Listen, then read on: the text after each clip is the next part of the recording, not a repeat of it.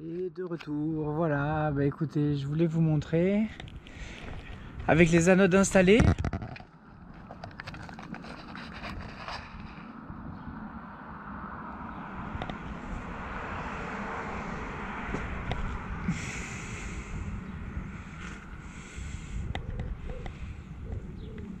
Voilà, et puis après, pareil, petite en prime, j'avais mis des petites étiquettes sur les vis qui permettent de changer la bague hydrolube puisque les vis sont en plastique et c'est très difficile de dévisser ces vis là quand elles sont vieilles et qu'elles sont en plastique. Elles ont pas de vis en plastique, enfin elles ont une tête de vis en plastique, évidemment le filetage est en plastique et du coup avec si vous entre la crasse, le vieillissement avec tout ce qu'il y a comme animaux marins ou végétation marine qui peut s'introduire à l'intérieur, plus la peinture si c'est scellé avec de la peinture, voilà, je peux vous assurer que c'est pas évident à sortir, alors que là, regardez, ça sera beaucoup plus simple pour la prochaine fois qu'on changera la bague hydrolube. Voilà, et le sujet de cette vidéo, c'était surtout pour vous montrer, et ben maintenant que j'ai enlevé les petites protections, bah, qu'est-ce qu'on voit? Regardez. Vous voyez là?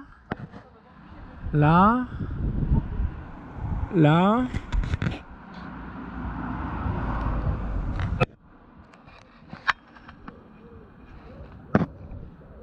Là. Là. Là. Bref, il y a les petits trous qui sont apparents. Et du coup, il n'y a pas une seule goutte de peinture. Vous voyez, la peinture s'arrête juste avant.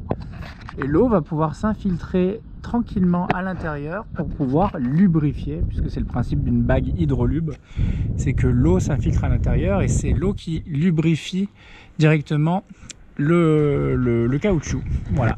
Et pareil à l'arrière, toutes les sorties sont propres, bien propres, sans peinture qui va obstruer le bon fonctionnement de la bague.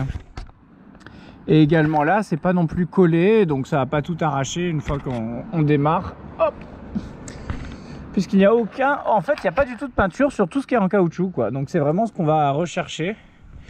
Donc pour ça, protégez bien à l'arrière et à l'avant, comme vous avez vu avec les petits scotch. Et on voit que le résultat, ça je le referai à chaque fois, hein. Ça c'est obligatoire si vous voulez que votre bague hydrolube fonctionne pleinement une fois que votre bateau sera remis à l'eau, puisqu'après pour la changer, souvenez-vous, il faut sortir le bateau de l'eau, obligatoire.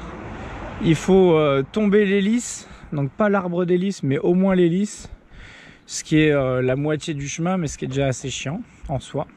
Donc si c'est évitable avec juste un bon entretien et à chaque fois avec votre carénage, évitez de badigeonner de partout et faites ça intelligemment avec minutie dans les endroits. Tout le reste on peut y aller, hein. Tout le reste c'est de la coque, il y a très peu d'arêtes, etc. Donc c'est assez simple à peindre, hein.